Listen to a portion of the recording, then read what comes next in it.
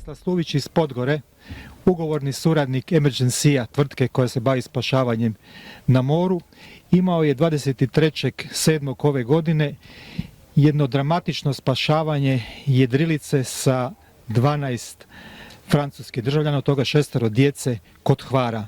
Stane, kako je to bilo? Pa po dojavi u popodnevnim satima, kad je zapuhala velika bura, ja sam ocijenio da nije moguće izaći sam po tom nevremenu i sa prijateljima Alenom Sisarićom i Markom Velom smo se uputili u to spašavanje.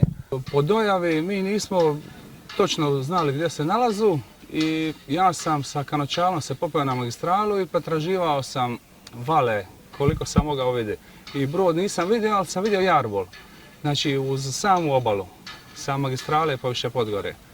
Jer u toj pjeni, u toj buri nije se moglo ništa vidjeti preko mora. Ali eto, jarbol sam uspio vidjeti i znali smo u kojem smjeru trebamo krenuti. I po dolasku na tu poziciju smo ustanovili da je brod svega nekoliko metara udaljen od hridi i sika.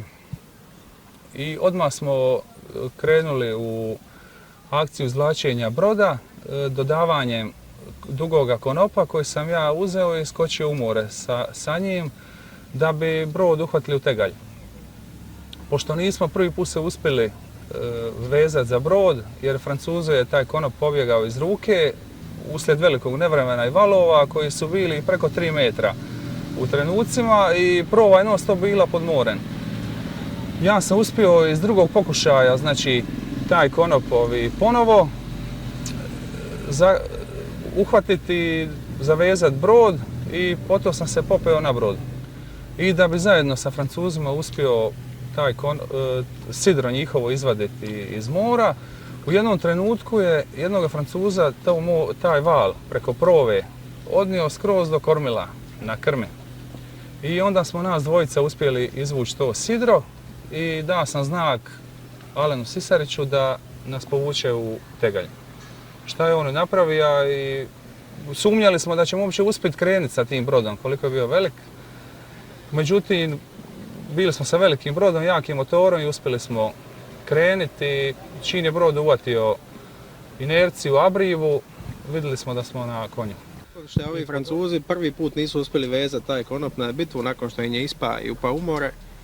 Ja sam mislio da zbilja nećemo uspjeti to spasiti, da će oni završiti na nasikama. Međutim, Stane se tu snaša, malo je zaronija, par metara pliva, naša je taj konop ponovo i onda im je u dodavanju toga konopa ponovo preko prove, malo se uvatija za lanac da im ga lakše doda i taj lanac ga povuka kako se naglo polabavija, pa opet natega, uvatija ga je po nozi. Dobro, nije ostao bez noge. A u principu toj cijeloj situaciji mene je bilo najviše strah da ne pukne ovaj konop s kojim smo ih mi vukli, jer je to bio ogroman brod. Velika jedrilica 15 metara, a kako su bili veliki valovi, mi jesmo pustili jedno 100 metara konopa, ali nikad ne znaš što će konop pukniti ili neće pukniti. I mi smo njih lagano na malome gasu najprije nategli konop i onda lagano dali gasa da vidimo hoćemo li moći ih povući uopće da ne pukne konop. I uspjeli smo. Kad smo prvih 100 metara napravili, onda smo vidjeli da smo napravili dobro stvar. To su bili mladi ljudi koji su inače bili jedriličari, jedrili su po Atlantskom oceanu, ali ovo jednostavno nisu uopće doživjeli, nisu imali prilike nigdje to vidjeti i jednostavno bili su jedan pod šokom. Djeca su bila prestrašena, njih 6 djece, samo jedan bio malo stariji koji je, ajmo reći, shvaćao što se događa. Nakon što smo ih uspjeli privezati, vukli smo ih u tegalj jedno 5 milja od te vale sve do Igrana, pa kad je vjetar pao, onda smo išli do Podgore. Kad nije bilo vjetra i valovi su smanjili. Tako. Mi smo se uputili sa gliseron od 10,5 metara za vuču padobrana, tu je dizel motor Cummins, veliki, novi, od 425 konja.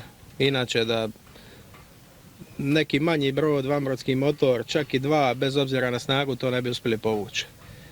Ja vjerujem da smo mi zakasnili 10-15 minuta da bi se oni nasukali na sike, da bi vjetar odnio na sike, jer njima je sidro soravalo, doli je purić, doli je salbun i purić, ona velika morska trava na kojoj sidro ne drži.